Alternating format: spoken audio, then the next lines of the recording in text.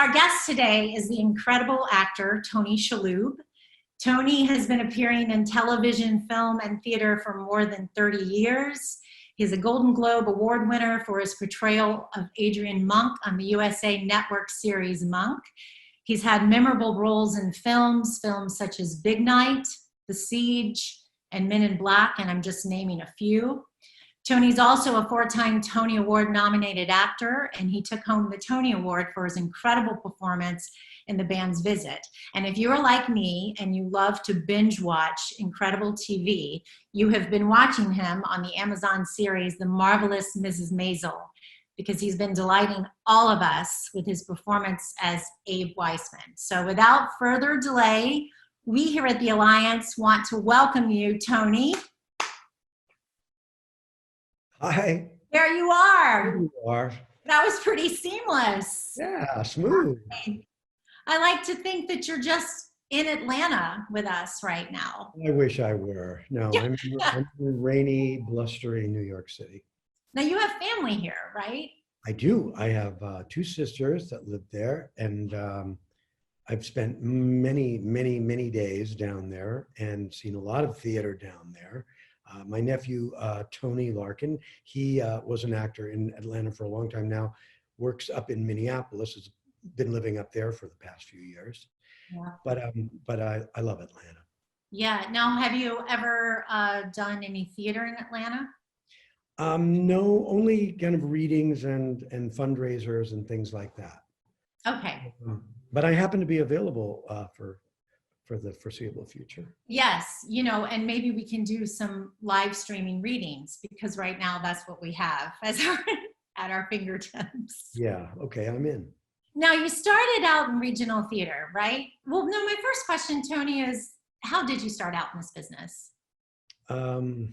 Yes, well, I did. I attended the Yale Drama School, and then I went from there right up to the American Repertory Theater in Cambridge, Massachusetts, and I spent 4 seasons there, doing true rep, which was one of the, few theaters left at that time that, was really doing true rep. And after 4 seasons there and roles getting progressively bigger and larger, and I decided to take a stab at New York. And so I moved down to the city and continued to mostly do theater. I did sort of dip my toe into television and film during that time in New York. I was here for about 6 years during that stretch. But mostly it was, I did a couple of Broadway plays and a lot of off-Broadway, Shakespeare in the Park, off Broadway, and even went, of course, back into the regional theaters. Wherever they were willing to, give me work. I like to think that the Zoom conversations now, this is actually off Broadway. Extremely off.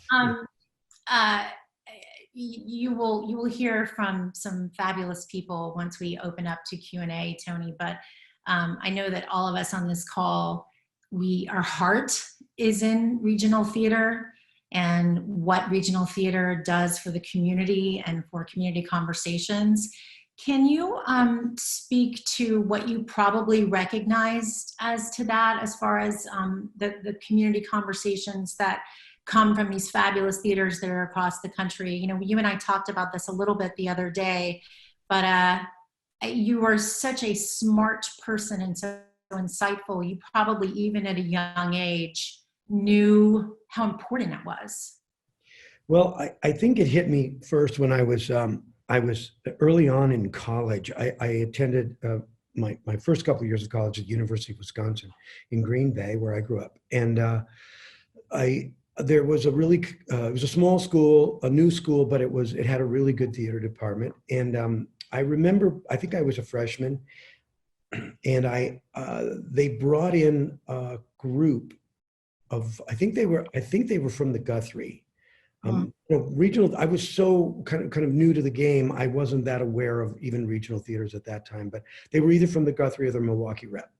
And they brought their company of actors in, and they did a production of Every Man. And afterwards, and this was, I really believe, the first professional theater that I witnessed, because, it just wasn't that in the community I grew up in. And I remember they did a talk back after this performance for the college students. And I remember, just hearing these actors talk about being in this theater, being part of a company. The work was extraordinary. And I just thought, wow, this is something that I could aspire to. I could really see myself. This is when early on when I was starting acting, I didn't really even consider that acting was more of a hobby, really. I wasn't, kind of poised to pursue a career. But I remember, listening to these actors and thinking, this is a viable, and super worthwhile way to, to live and to work. Yeah. And they were part of a company, so that meant that they had pretty much a steady gig there. And I was able to realize that once I got into the American Repertory Theater, where we did have a company and we did have 10 months a year of work. Yeah, I would think that the idea of a rep company, with it being the same group of people that you're entering these stories into alongside each other, there's something powerful about that. Well, we had a core company at ART, but we also had always sort of new people, actors would job in from other theaters, regional theaters, or New York, or anywhere, and other directors from Great Britain or from Eastern Europe or anywhere, the avant-garde scene in New York. So we really had a broad range of material to work on and people to work with. Yeah. And we were plugged into the community there in Boston really beautifully. Boston was and is a great theater town. So we were connecting to other theater groups, and we were connecting to the community, and we were in dialogue with the community. Right. And to that, we talked about this the other day, just to touch on this, because it seems strange not to. We are all so disconnected now in this period of time. Absolutely. And while what's happening is so horrible, I think it's our responsibility to recognize how important it is for us to have compassion and understand the importance of connected storytelling when the world opens up. I think that as artists, I know everyone on this Zoom call, we've all been emailing with each other and keeping up with each other. And I know that's what everyone is taking away from this period of isolation. Well, I think you're right. And I think it's making us appreciate, and because we miss it so much, appreciate how valuable that community is and that work is, and not even the work, just sitting in a theater and watching your peers or there's just nothing, there's nothing like it. And I think at this time we have a whole brand new deep, profound appreciation for that. Yeah, I agree. I think our audiences are going to feel that too when they come back. And I think, people in Atlanta, I'm sure, feel it. And certainly in New York, we feel it because, I'm loath to admit it, but we take it for granted. We took it for granted. Theater is just, it's everywhere here. You can't, turn a corner without, there's some little production going on in a church over here, or a little funky venue over here, or the public. We live not far from the Delacorte, Shakespeare in the Park, and then there's, of course, Broadway. I mean, it's all around us. Right. It's all around us. And boy, you feel that drought right now. Yeah. it creates a terrible, kind of longing. Yeah, I know. And it'll be a longing that will be filled soon enough. Soon enough. And I know I always try to, in these kind of times, I really try to remind myself to stay focused on the positive. And I was thinking the other day, it occurred to me, when we do get back to it, and I know we will, hopefully sooner rather than later, when we get back to it, I was thinking, I've always been one that, as an actor and as an audience member, I loathe, like all of us do, cell phones going off during a production. I don't know which is worse, when you're on stage or when you're sitting 2 rows away from the phone, ringing phone, and feel guilt by association. Yeah. Then I was thinking, when we go back, there will be no more coughing in the theater. It just won't happen. Imagine. I know. Because the theaters will, I'm imagining the theaters will, along with the, house manager and the usher, the staff, there'll be a bouncer, like in a bar. If he coughs a little bit or clears their throat, bang, that person is carried out of the room. Although the problem could be that we have more candy wrappers or lozenges or what have you. But More cell phones, but I can live with the cell phone. yes. I mean, So I'm going to embarrass you now, but I this is not hyperbole. This is really the way I feel. You are the single most actor who travels so comfortably and so beautifully and so effortlessly in comedy and in drama. And I have watched your career. I mean, I've known you for 10 years, but I knew you when I met you. And I marvel at your ability to do that.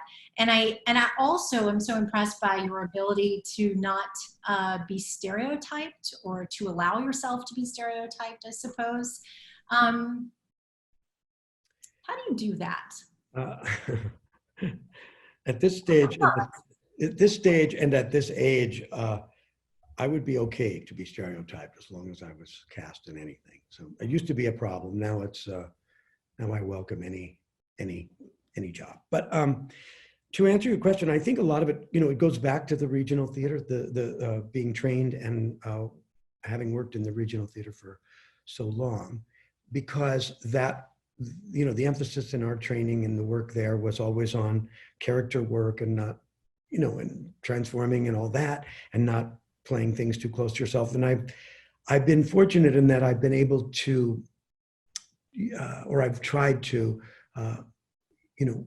continue that in my work in television and film. So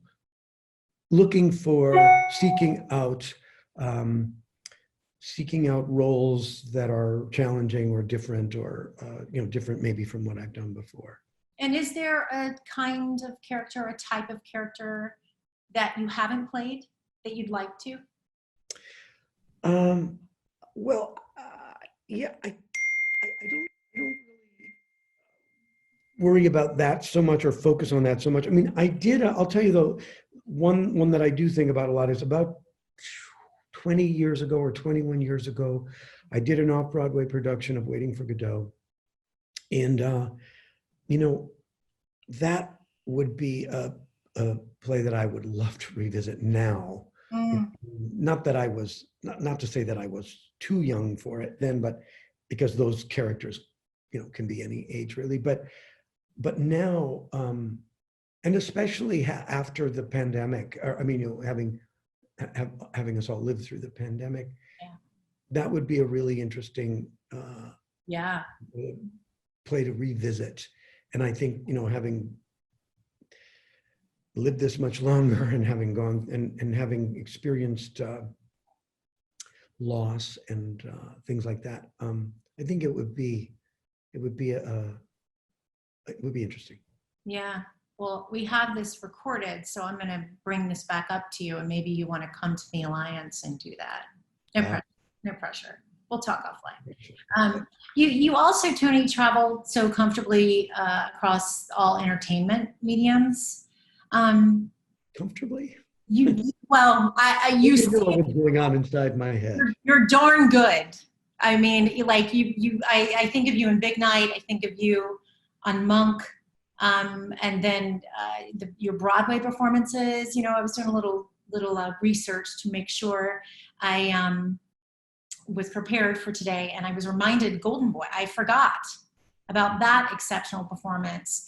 And then of course the band's visit, and then now we're enjoying you on The Marvelous Mrs. Maisel. Do you have a favorite, or is there a place, is there You mean a favorite medium or a favorite? favorite medium, and so if you're not comfortable in all of them, which I don't think any actor is totally comfortable, right? No, no. Where do you like to be? Well, you know, I've thought about that a lot, because that's a question that, you know, we get asked often. You know, I don't really have a preference. I love the theater, obviously. I keep trying to go back to the theater. But the truth is that I like working in all three. I get to exercise different muscles in all three. Yeah. For me, a steady diet of one maybe isn't so healthy, but they each have their, you know, their pluses and their drawbacks, and their, you know, their things that really bring up, you know, elements that bring up your neuroses and your demons, and also provide a certain amount of joy.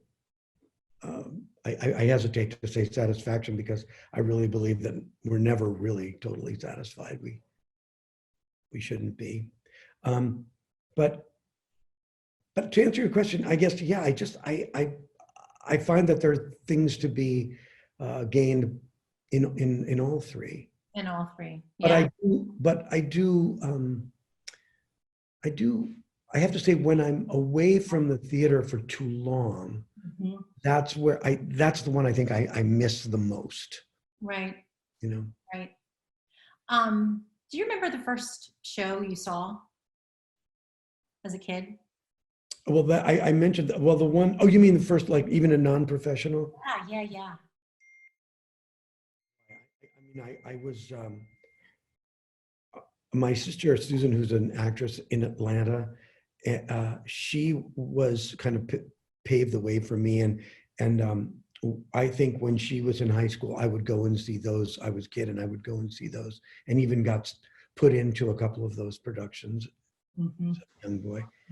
And so that was my first exposure, you know, to the theater. Yeah. I think we all remember like the first show we saw, right? Even if we didn't connect to it the way we would as an older person, right? I think everybody has that show that sparked the interest, you know. Switching gears again, equity, diversity, and inclusion is really something we take really seriously at the Alliance.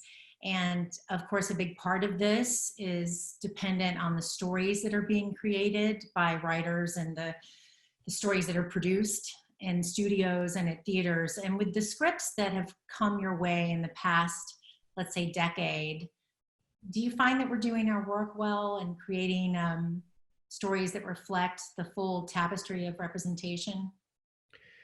I think it's getting better. Mm. I really do. I think it's, I really think it kind of goes in cycles. Mm. And I like to think that we're in an up cycle, but you know, it's tricky. It's tricky because, you know, all of these theaters, you know, all of the communities are different, right? I mean, from Atlanta to, you know, to Houston or the Denver Center or Right. or the Taper, or, you know, Seattle Rep. All of these communities are dealing with different, you know, different issues, different, you know, and have different kinds of minorities, and so it's never a one size fits all kind of situation. But you know, that's what was so great about doing the band's visit. Yeah. To have these characters and this music represented on a Broadway stage I don't think that's ever happened before. And in a piece that is really at its heart, not super political, Right. keeps the politics, off to the side. And that was my next question for you. When you first got that script, you probably saw how special it was. Well, I had seen the film. It's this indie movie that came out of Israel, whatever it was, 10, 12 years ago. So I had seen the film when it first came out and was intrigued by it. I couldn't imagine how they were going to, when we first saw this script for the play, for the musical, there wasn't a lot there. There wasn't a lot of dialogue. There were some songs strung together by very short scenes. That was the first script, the very early workshops, because we did a number of different workshops. And they were kind of constructing the piece out of those early, tries. And so it was hard to get a beat on exactly what we had. Right. Well, the characters were really interesting, and the music was so compelling. It wasn't until 2, 3, 4 years later that we actually got a full script with the score, and then we just realized, oh my God, we might have lightning in a bottle here. This is right. because it was so unlike anything that I'd seen before, and as much as it honored the film, it was a clear departure too from the film. Right. Yeah, I saw the film and I was so impressed when I saw the show. So hearing you say that makes a lot of sense, that it was sort of extended sketches. And we had all of these actors, singers, and musicians. Some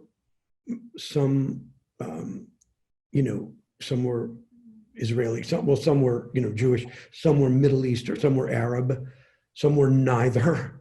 Yeah. And they were all playing different parts. Some of the Jewish cast were playing Arab. It was this kind of beautiful, literal melting pot of ethnicities, and I don't know, somehow that just made it so much more profound and more rich, I guess. Yeah. Yeah. And your parents are first and second generation Lebanese American? That's right. Yeah, my father was born there and came over when he was a boy. And how did that affect your experience in the show, inside the show? Oh, well, profoundly. I have had so many relatives and characters from my childhood, characters with certain idiosyncrasies and heavy accents and all of that. And I also have this memory of my grandfather, my mother's father, who also came from Lebanon. He must have been like a choral singer or in the choir when he was a boy, because when we were kids and we would go visit my grandparents, he would just be singing these hymns in Arabic. Mm. He remembered all of them and all of them. And he was really had a kind of a beautiful voice. And we had no idea what he was singing about. But I just, when I heard the music for the first time in Band's Visit, I was reminded of him. That's beautiful. Were you nervous to do a musical? Terrified.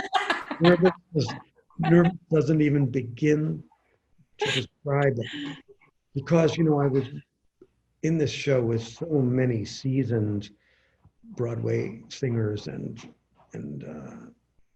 musicians, and I was just out of my depth. But they were incredibly supportive and sympathetic, I guess. And they held my hand and through it all. So, Well, you were fantastic. As you are on The Marvelous Mrs. Maisel. And I have to tell you that that TV show, everyone seems to respond to it. Like folks who don't really watch television, folks who think they have a particular type, and then they watch that and they think, oh, wait, it's a period piece, but it's also so contemporary. How has your experience been on that show? one of the greatest experiences I've ever had. Amazing material, a terrific company of actors to work with. Just such a warm and kind of beautifully creative, productive environment. The people our writers, our creators, really know how to serve each one of these characters and kind of build on what we bring to the table. Shoots in New York.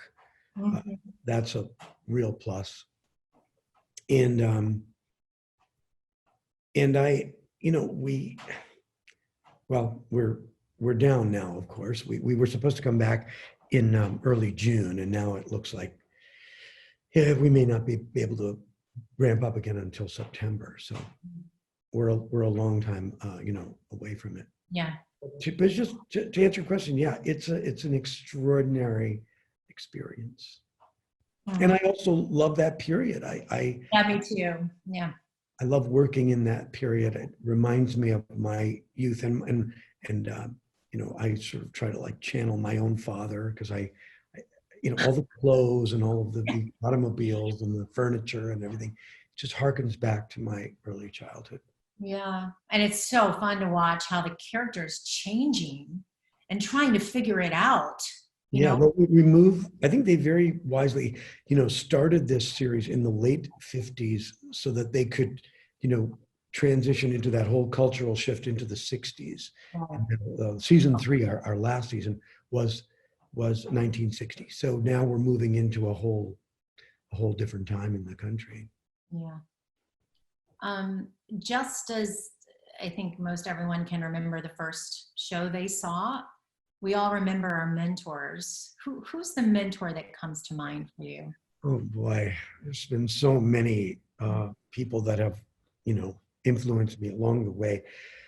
Well, again, going back to the Yale Drama School, Robert Brustein was the head of the dean of the school and also the artistic director of the Yale Rep. In fact, he started the Yale Rep years before. There was no Yale Rep before him, and he turned the drama school, turned it into a conservatory situation.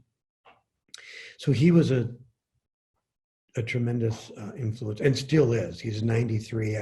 I still see him and converse with him all the time, and an amazing man, a writer, was a critic, written countless books, a scholar, a director, was an actor, just an extraordinary mind.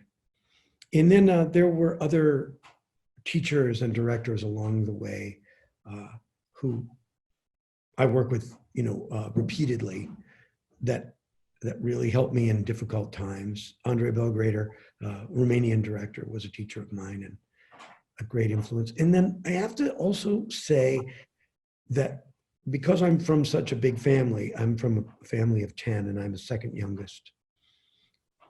I look at my siblings as my mentors too, because I have always felt that I am kind of an amalgam or a product of all of them, all of their different personalities and their senses of humor, and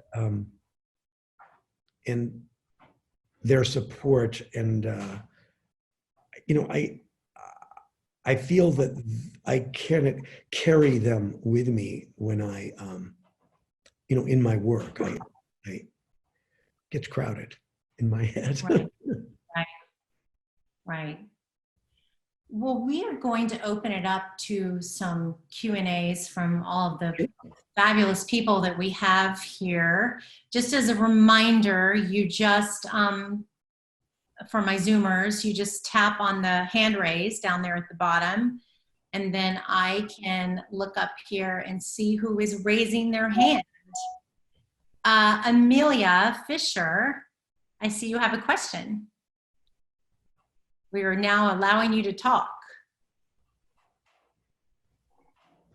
Hi, yes, Hi, thank you Amelia. so much. I'm Amelia Fisher, and I wanted to first off say congratulations on your Tony Award for the band's visit. Thank you. And I wanted to ask a question about that show. Now that we have this great data about how theater has the ability to sync up the heartbeats of the audience members and sort of drop us into the tempo of the experience that we're living through, I was just so moved and curious about the band's visit and this, as you said, very different show from a lot of typical or more traditional musicals that we see on Broadway. And Itamar Moses did such a wonderful job with that meaty script. I was curious about the process in the rehearsal for developing this very different tempo and then sticking to it. Well, yes, there was, that's an excellent question. There was a lot of dialect work because we had one dialect person that was working on the Hebrew, and the Israeli accent, and there were a couple of cast members who had lived in Israel or and maybe even were from had spent a lot of time in Israel, and spoke Hebrew, so they were also good at kind of clarifying or getting things really precise and exact. And then we had another person who was dealing with the Arabic, and the Arabic, specifically Egyptian accent. And but the key thing was the director, David Cromer. I think almost every day in our rehearsal process, he wanted this not to feel like a Broadway musical, and kept emphasizing how he wanted to any behavior or any, for lack of a better word, shtick that would crop up as people were trying things in rehearsal. He was really good about, he wanted it really clean, really kind of spare and unadorned. Uh-huh. He said, try not to think of this as a Broadway musical, because we want to really transport the audience to this little place. And so it can't feel like theater. It can't feel like, don't do actor stuff. And he was really, very kind of strict and almost brutal about it. Because just personally, from my point of view, for example, I'm first to admit it. I like shtick. I do shtick. I mean, I really do. You do it well. I love it. My whole theory is, that if it gets a laugh, it isn't mugging. That's my theory of it. It's I want to find the jokes. I want to find, even in serious material, I really want to find the jokes, and not to be, cheap. No. All right. But that if there's a laugh to get, let's go for it. Let's see what we can find. And so he was he was really hard on me with that. He just saying, look, I don't think we need a laugh right here in this particular moment. Mm. Yes, we could. Yes, it could be funny. It could be, but let's just, and these were like not heavy moments. These were like light, kind of frothy, comedic moments. But he didn't want any of us to shoot for a laugh, I guess you'd say. And so, interestingly enough, much to my surprise, we got a lot of laughs, and they were kind of earned, and the cheap ones were few and far between. I got a couple in there. Yes, you did. Thank you, Amelia. Amelia is a fabulous movement and intimacy coach here in Atlanta. Oh, interesting. Oh, that's interesting, because we also, I forgot this, in part of our rehearsal process, we did movement, a dance. It's this Israeli thing called Gaga. I don't know if everybody's familiar with that. I had not been. They had a woman who was part of that company, a dance company in Israel, and they teach these Gaga classes. So we would do them once, or I think we did them like 3-4 times a week for an hour before our rehearsals, and a way to kind of really shake out and loosen up, and vocally and physically. And we found that incredibly helpful. Yes, I will be Googling that right after this. Okay. Erica has a question.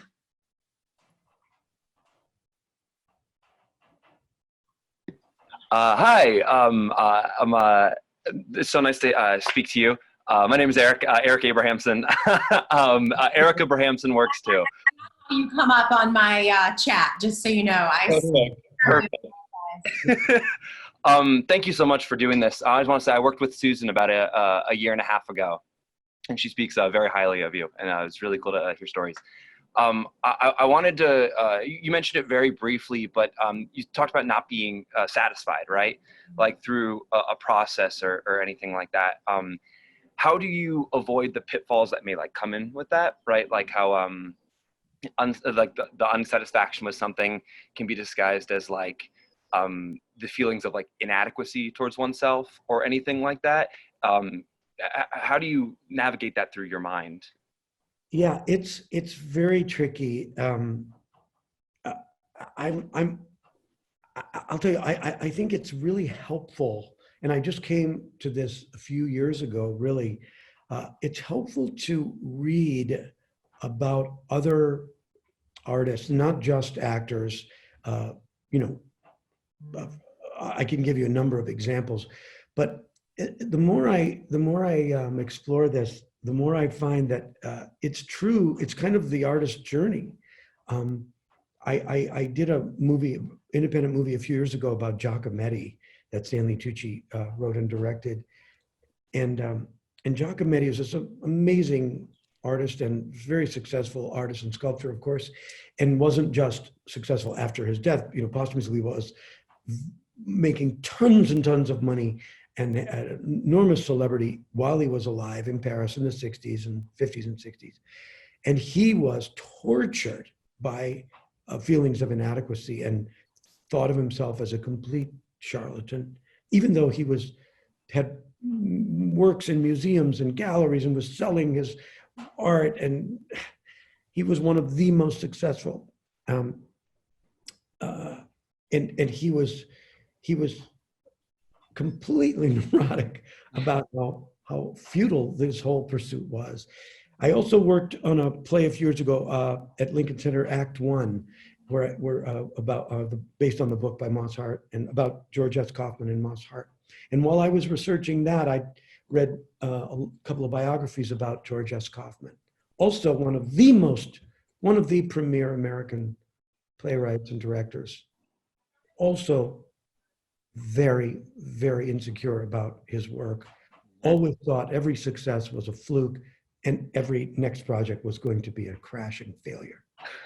And I just found that to be kind of comforting. And I want to, if everyone is not aware of it, for those of you who aren't aware of it, whenever I get into this mindset of feeling really, really down on myself, there is a letter.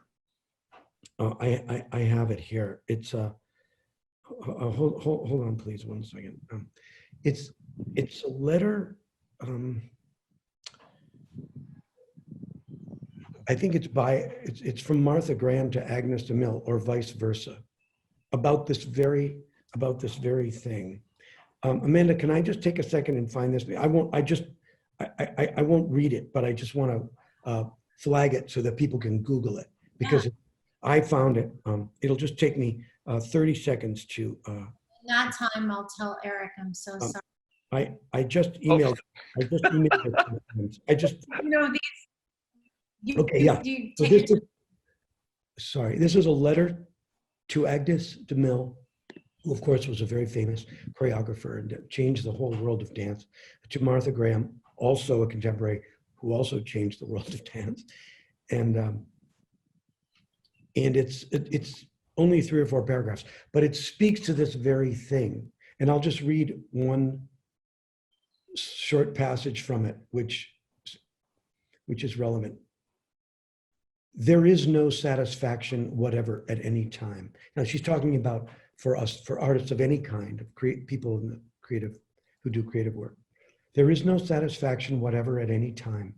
There is only a queer divine dissatisfaction, a blessed unrest that keeps us marching and makes us more alive than the others.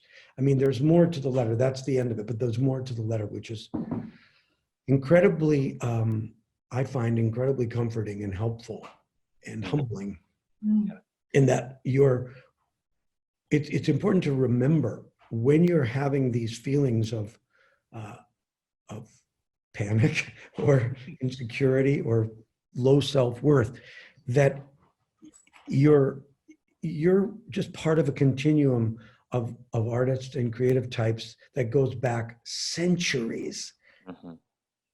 Everyone has, and if you're not feeling these things at some point, as long as they don't consume you, as long as you're not, if you're not feeling these things, then you're really not a true artist, I believe. I mean, there's also a very good book, which I would recommend, short book called Art and Fear.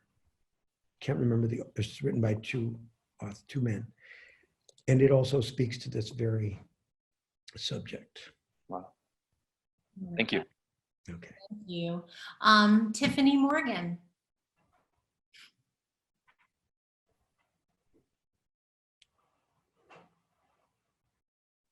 Hi, Tiffany. So there I go. Can you hear me? I unmuted. Yeah. Hi, thank you. Thanks so much for your time. It's a pleasure. I had a question for both of you. If you'd thought in the last month or 7 years or however long we've been in this situation of sheltering at home, what do you think the audiences are going to need when we get back? Like, what kind of stories do you feel our audiences are going to need for at least the short term, if not the long term, on the other side of this?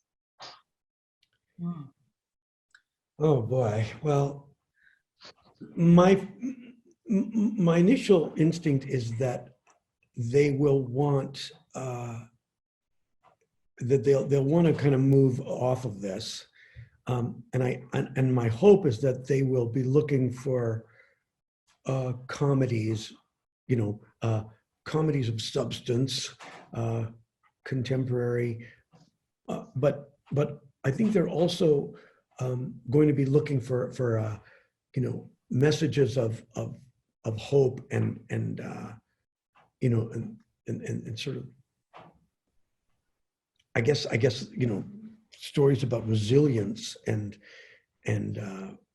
courage and I mean, I think that's what I'm going to need, but more importantly, I think we're going to really need to laugh and to kind of move us past this into the next level. And I hope that there'll be stories too about, sort of inclusivity and stories that really speak to, the kind of the workforce, I think about, the people that are really working hard and risking their lives and their health and the health of their families. People that we have taken for granted for so long, that that there'll be a kind of a coming together and an honoring of them. Agreed. Thank you. Tony. Danielle Hopkins has a question. Hi, Tony. Hi, Danielle. It's a pleasure to meet you. I was curious. I'm always curious about an actor's individual process. So what is it like for you when you approach a script for the first time? I'm especially curious about Mrs. Maisel. Paladinos are known for their heavy language, so I'm curious about how you approach a script. Yes, Maisel is a particular challenge because, particular kind of challenge because, we're the dialogue is so rapid fire, and we really, I think it's in terms of television or working in front of the camera, it's the closest thing to working in theater, because you're so you're so keyed in to your fellow actors in a way we're just hanging on to each other for dear life. The cues are so important. The timing is so important. The attention goes off of yourself and to the other, like it does in the theater.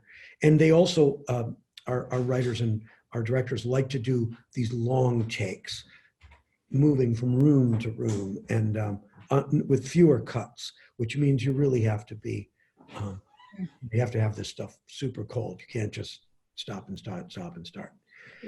So that's a whole different kind of challenge. But in terms of my, it's interesting. I don't really know that I have a set kind of process or approach. It varies with the material that I'm doing. And I find lately what's been helpful, because when I was younger and we were training and we were working a lot, the emphasis in the theater, the emphasis was always on choices, your choices as an actor. There was endless discussion about choices.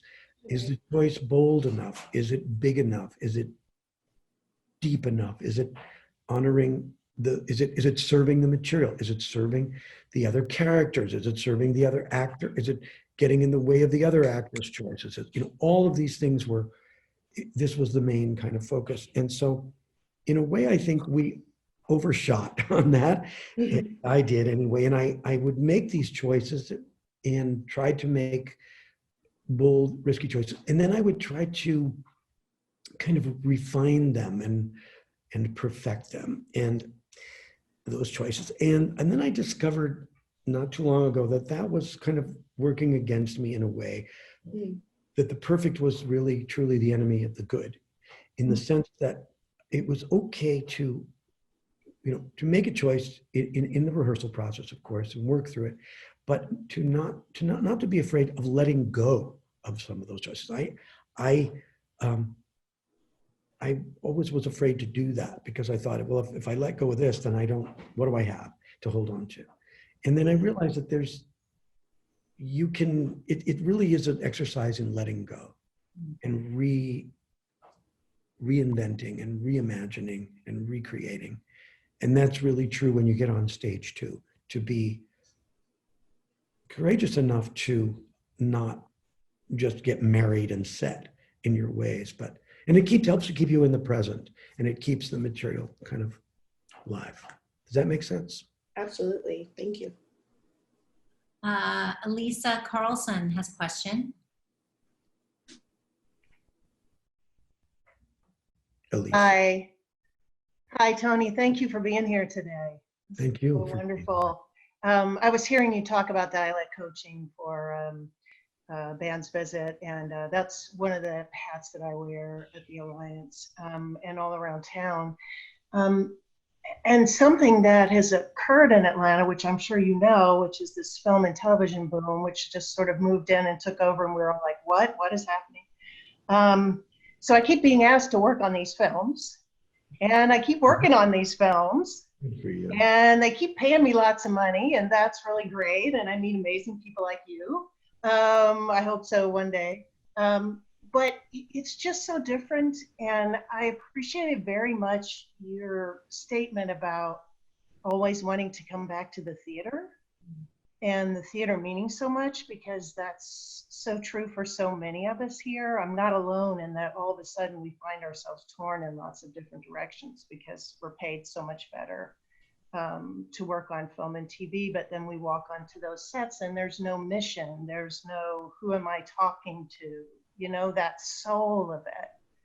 And I just wondered if you had insight into that. That happened for you, much earlier in your career than for many of us. And just kind of how you make that transition and find meaning sometimes in things that are maybe less in your control or less company based. Yeah, it's a tricky landscape. I mean, I'm not sure I know how to answer that really satisfactorily, because, that's what I was talking about before, about moving from the theater to film and television back and forth because, you know, we kind of need them all right now because we're not able to live and survive if we're just doing theater mostly, Yeah. unless we're working other jobs, which is, of course, nothing wrong with that. But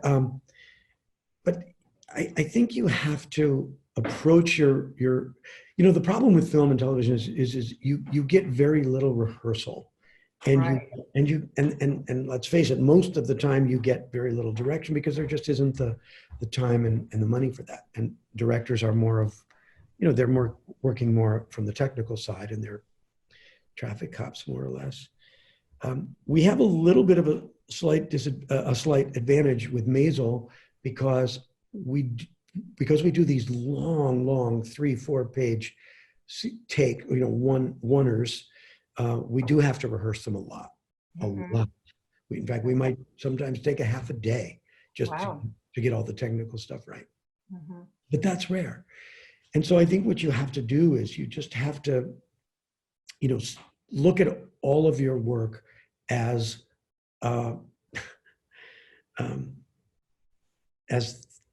kind of like theater work. I mean, if you can put in more time on your own, on the material, if you have the material early enough, which many times we don't.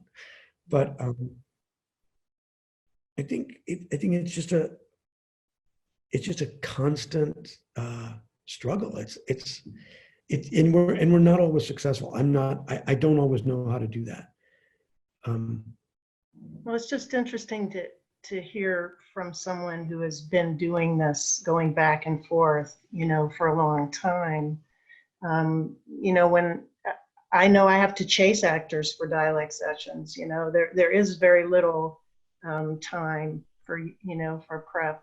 But one thing I did learn is to find where the mission is. Maybe it is just about making money or entertainment, or but where's the joy, I guess. Well, you seem good at that. You seem good at finding it. Yeah, for me, I'll tell you, I think what's really helped me, I think, is that, you know, it really becomes an exercise in kind of taking the attention off of yourself, really, and serving, because in TV and film, you really have to serve the writer and serve the director, the material. I mean, it's really, you have to think of yourself as really a functionary. I know that's not the most glamorous or rewarding kind of way to look at it, but really it helps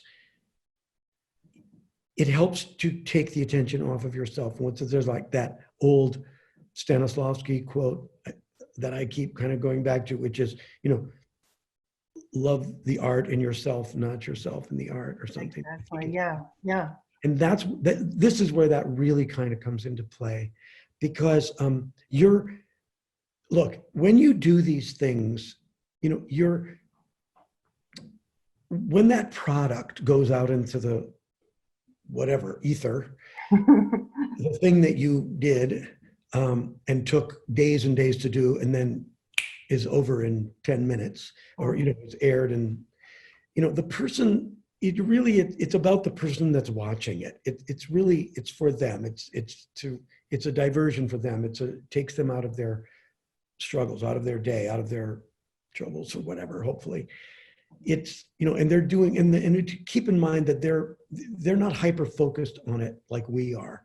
They're doing 17 other things. They're changing the diaper of the baby, mopping up vomit. They're whatever it is. They're not. We look at our work like under a microscope, and that's sort of in the theater. That's one thing, because people are all facing the same way and they're doing one thing, and they're all together. But in, you know, especially in streaming and in television, you know, people are not.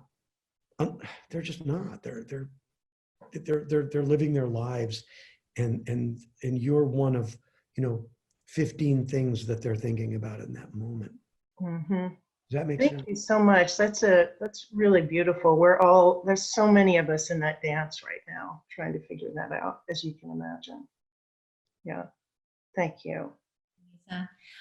Tony, we have about 5 more questions, and I know we're going over. Oh, I'm having a great time. Yeah, okay. So the hands that I see raised now, we're going to get to. Brian, you have a question?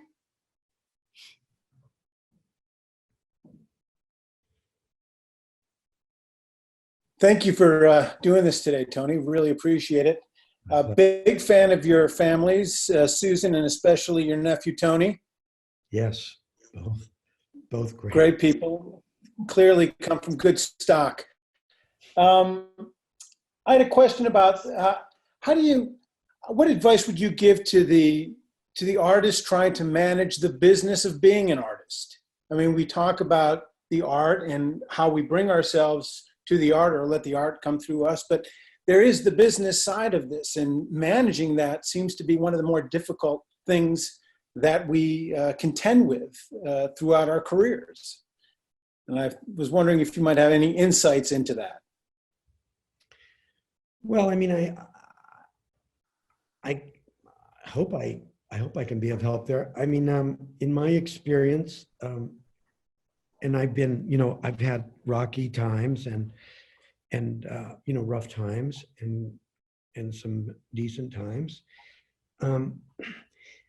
There's a couple of things here, and I've said this before, and I think in interviews and things, but I'll repeat it. It's really helped me to not lose sight of the whole thing as a roller coaster. It's an endless roller coaster. Mm-hmm. And when we're at the top, we've climbed up and we're looking down. We can easy to lose sight of the fact that that you feel like, okay, well, here I am, I'm at the top, and you become complacent and you forget that it's a roller coaster, and you get complacent, or you get cocky, or you get even a little full of yourself or lazy, and then guess what? You're on a downward trajectory, and then you're at the bottom of the roller coaster, and it's hard, and you lose sight of the fact that it's a roller coaster, and because if you're at the bottom and you're falling into despair, and you think, okay, well, it's over. It's over for me. I had it. I lost it. I'm never going to get it back. Then you fall into despair, and that can consume you too, and really get in the way of your work and your goals, your vision. So you have to remember, when you're up, you may be down again, and when you're down, you will be up again if you keep working hard. And I don't know if that's helpful, but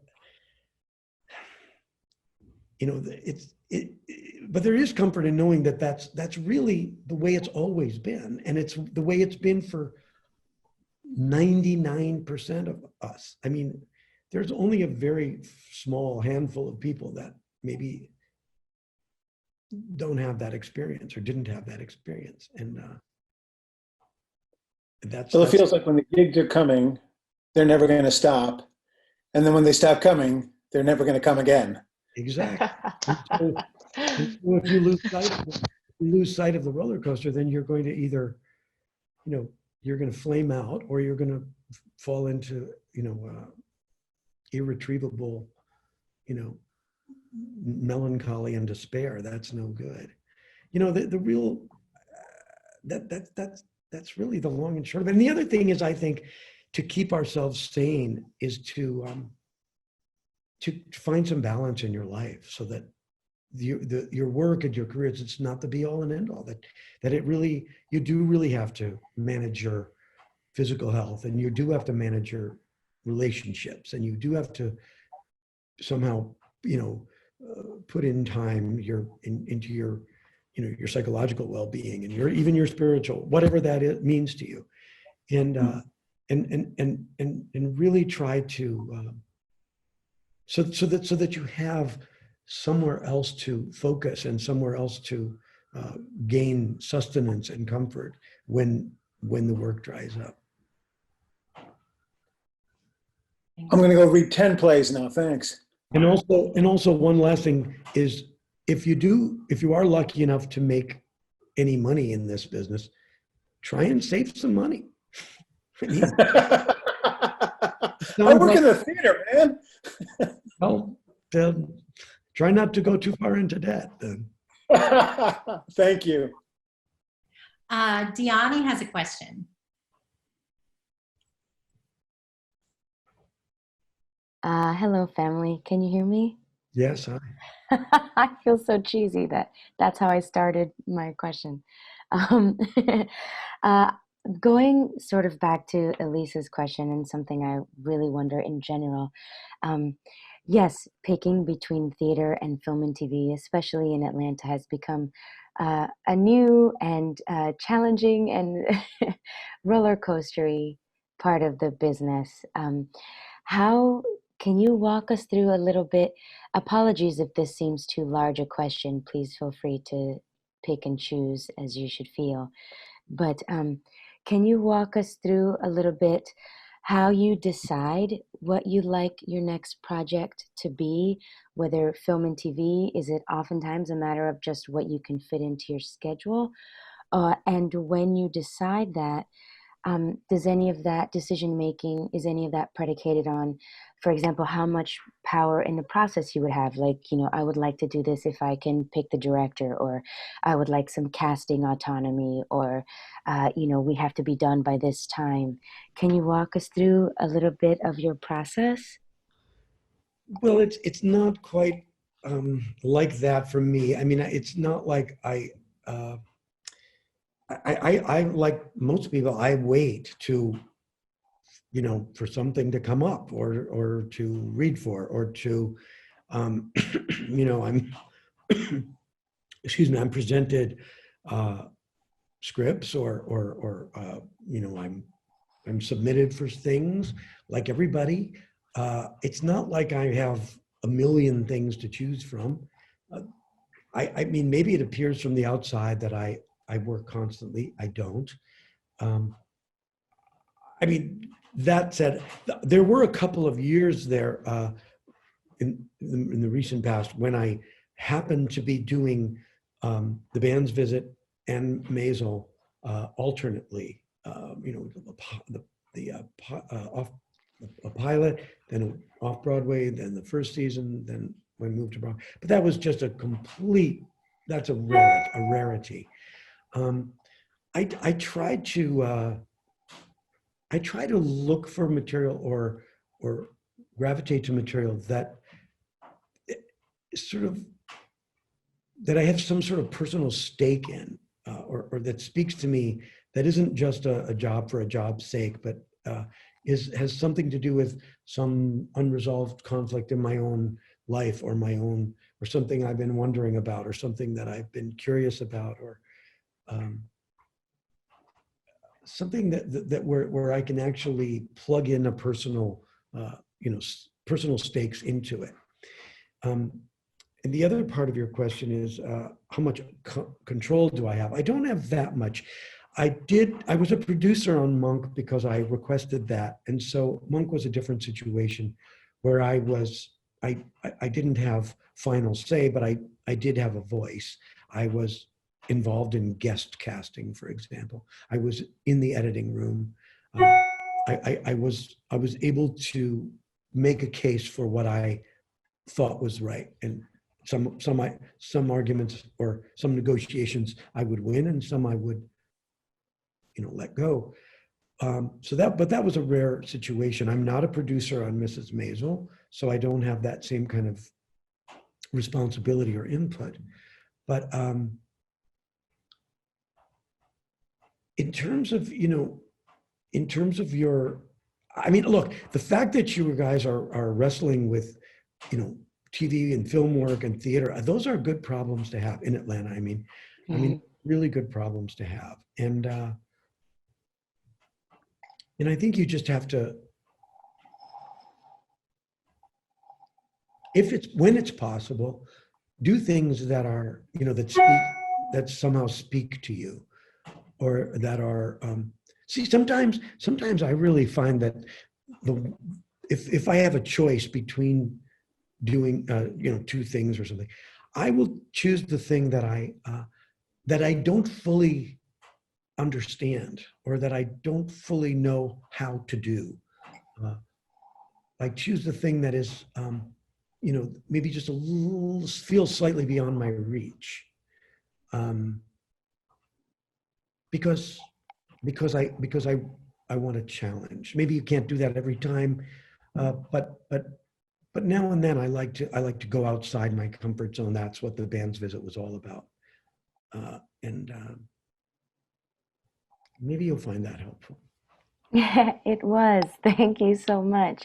And thank you for sharing that bit of humanity. I don't know why, but I mean, yes, I do, because you're iconic and wonderful. But I had this vision of you, I don't know, standing on top of a mountain and opening your benevolent hands and being like, here, people, let me lead you. So thank you. No, I'm looking for that person on the mountaintop with their hands. Thanks, Yanni. Lauren Morris.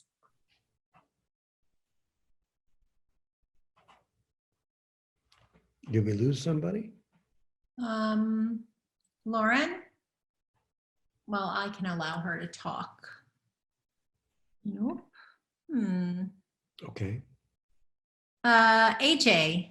And Lauren, I'll figure out what's going on here with you. AJ. Hello, can you hear me? Yes. Awesome. I think what's happening when you allow someone to talk, we have to hit unmute.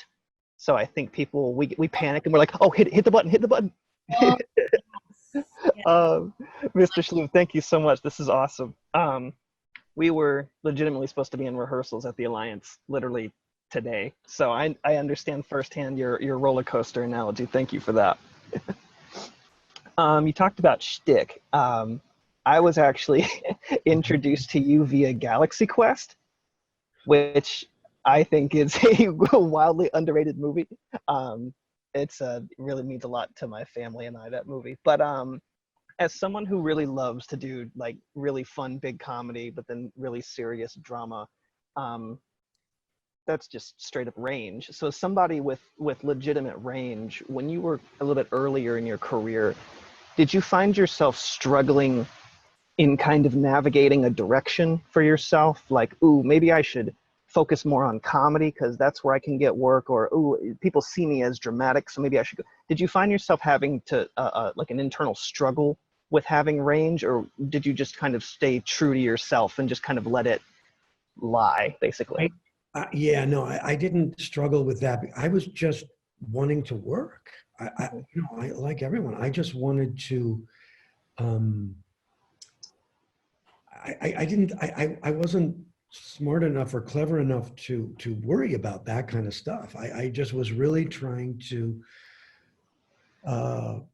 find work in material that I thought was worthwhile with people that I, liked or respected, that were, hopefully, good and better, that would raise my game. And I didn't really, in a lot of ways I don't concern myself with comedy, concern myself with thinking about things as comedy or drama. Mm-hmm. When I do a drama, one of the first things I do was I'm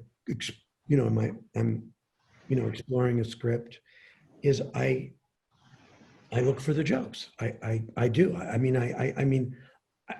don't mean the literal jokes or shtick stuff, but I try to focus on, well, what about this character?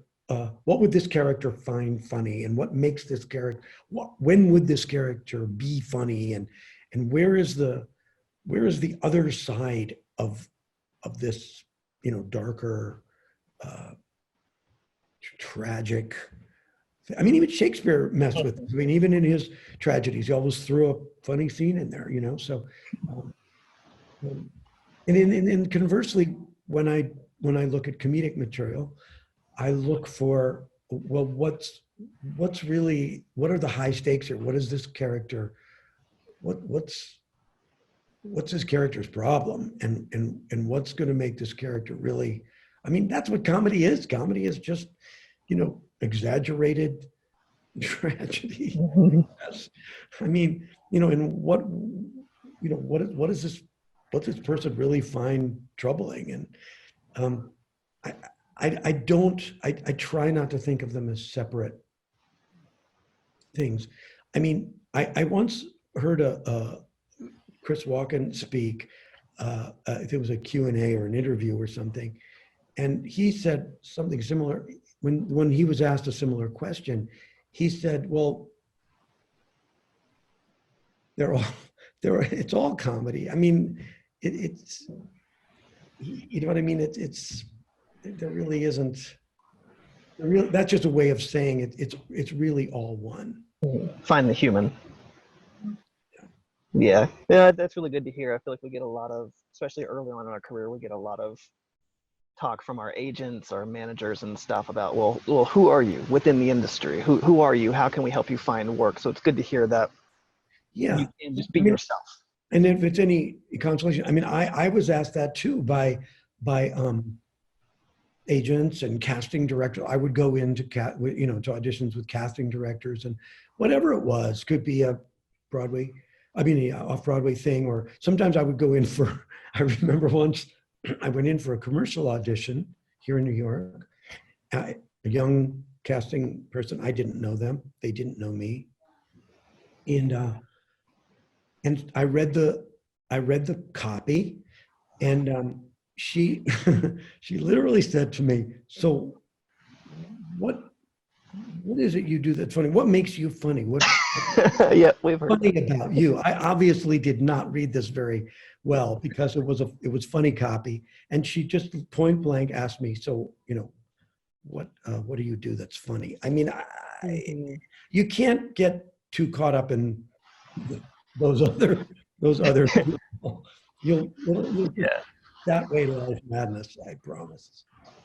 Awesome. Well, thank you. I appreciate it. Thanks, AJ. Tony, we have 2 more questions, and thank you so much for your generosity. I think Lauren's trying to figure out how to chat a question in to us. Okay. And in the meantime, Claire has a question. Okay. Hi, Tony. Thank you so much for doing this. I have to say that The Imposters is one of my favorite films of all time. Wow, thank you. I love that one. Yeah. I loved your analogy about the roller coaster, equal parts exhilarating and tummy churning. But in those, in the descents and the ascents, those sort of in-between times when you're not working on a project, how do you stay sharp as an actor? What kind of things do you do for yourself when you're sort of in those in-between times, or have you found in those in-between times that sort of help you stay clicked into the performer that you are, and know that you are? Well, I try to, physically kind of keep active so that, I don't get too, I mean, it's really hard right now because we're also sedentary and unable to do too much. And other than, walk around it with the distance between us. And, I try to, when I'm not working, I try to get together with friends, and, I try to, with other, actor types. And sometimes we read stuff, and sometimes we work on stuff, and sometimes we try to generate our own stuff. I think it's really good to kind of keep a hand in on some level, even if it's a few hours a week, to have something to focus on, to have something to look forward to.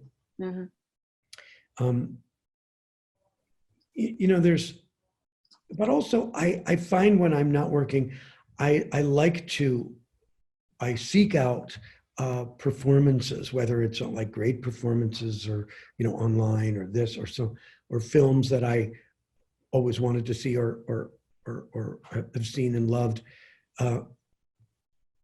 and try to look at those things sort of with fresh eyes. Look at different aspects, for example, of them. Focus on one person, focus on certain dynamic. I go back and I look at, sometimes I'll go back and I'll look at films from like the 30s or even 20s or the 40s, trying to kind of determine like, well, what of this, all of this different material, even though it may have been, even though it may be considered like a classic, or what is it about certain material that makes it timeless, and other material that makes it feel kind of only of a period, or clunky or dated, and that's true of the movies of the 70s, great movies of the 70s, and a lot of movies that really just don't hold up well for us now, and so I try to, that's just a way of exercising my brain and my perspective. And I always feel like there's something to be learned there. Yeah, absolutely. Thank you. Thanks, Claire. We have one last question, Tony, and this one is typed in. This is from Lauren Morris. And the question is, you've had the opportunity to work with many incredible directors in your career. What approaches or techniques from a director have you found to be particularly generating or inspiring? Oh man, I've been so fortunate there. I think, I'd have to have like a top 10 list or something, but I would say the one that's most memorable is, again, I go back to this person who was a teacher and a director, mentor of mine, Andre Belgrader. And I worked a lot with him, both at the school and after in Boston, in Cambridge, and here in New York. And I was doing an off-Broadway play in New York in the 80s. That's the 1980s. And it was a two-character play, and it was a part that it was just so massive and out of my wheelhouse. And I was really struggling. And he kept pushing me to go further and further and be more outrageous and be more, but more of a risk, take more risks. And I just kept thinking, I am miscast here. This, and it was New York, it was early on, and I was feeling like this one's going to bury me. This is going to be so bad. This is going to be the end of me in New York. And we were in rehearsal, and I was really, really going out of my mind. And he stopped me and he said, what's the problem? Why aren't you, what's wrong with you today? This is a point where I was not sleeping, and I was really in trouble. And I just said, well, I suck. And I want to be good in this, obviously. And because there's two actors, not bare naked, but feeling like we're bare naked up there, and 3/4 round and all this, and very close to the audience. And here I'm really having to hang it out there. And I want to be good. And he just sat me down. He said, I don't want you to be good. He said, I want you to be terrible. Can you do that? Can you go out there and be terrible? And yeah, it just was liberating, and it opened me up. He was just signaling that I could do anything. I could be fearless. Yeah. And really go for it. And that I didn't have to be accountable to any kind of notion of what I imagined was me doing good acting. And I tell you, that was one of the most exhilarating and wonderful experiences when we finally opened it and I was able to do it full out. And one of those experiences where I went much further than I thought I was ever capable of going, doing things I didn't think I was capable of doing. Thanks, Tony. By the way, just as a coda to that, some people really hated it. But that doesn't matter because some people really loved it and came back multiple times. The point is that you're never going to, you can't please everyone, and you can't, you just have to. Yeah. Do your best. I saw a second ago your sister had her hand up, and then her hand went away. Susan, I'm going to see if I can. Your talking is permitted. Hi, Tone. Hi, Suze. I have one big question. Who's your favorite sibling? Oh, my connection is going bad. Wait a second. Oh, dear. No, just kidding. Tony, tell everyone. I'm my favorite sibling. Oh. Tell everyone the wonderful thing you did. You said when you came in and did a SAG, a talk thing, remember? And you told about how when you went into an audition, you kept it clean. You didn't do a lot of small chatter. I was 10 minutes late. Do you remember that? I think SAG actors are still talking about that. Any audition, don't go in, I'm so late, I'm so sorry, I'm so late. And then when you're done, you're done. Just don't say thanks so much and I hope you have a nice day. Just kind of keep it clean. Does that something? Yeah, I was asked a question about auditions and, what audition stories and advice and so forth. And that's one thing I learned too. You want to impress the people, you want to chit chat, you want them to like you, obviously, and not just your work, but you. And so I would get into this sort of trap when I was there where I would make a little small talk and then, say something cute or funny, and then they would laugh. And then once I got that laugh, I would just keep going for, 15 minutes. I would just try to keep them going. And then, 3-4 minutes in, you'd realize that you just lost them completely, but you couldn't shut up. And and I also learned that when I was doing Monk, and I was as a producer, and I was reading with other actors, and I would see them chat too much, and so that became a thing I would tell people. Just keep it short, keep it clean, leave them wanting more. I guess that's the whole idea. Yeah, thanks, sweetie. I just wanted everyone who is much younger than when you did that SAG to hear that to just. You used to say just leave once the audition is over. Just turn around and it's over. And yeah, don't try not to. Yeah. Just you don't want to overstay your welcome. Yeah. Great. Thanks, sweetie pie. Thanks, Susan. Thank you. Thank you. Thank you so much for joining us. This was fun. Thank you. A great afternoon for all of us, and we're grateful to you. It really has the highlight. It's like the highlight of this entire isolation period. Oh, wow. That's sweet of you. And we hope you come visit us here in Atlanta. You can actually meet all of these fine people on this call. And thank you all for joining us. Take care, all.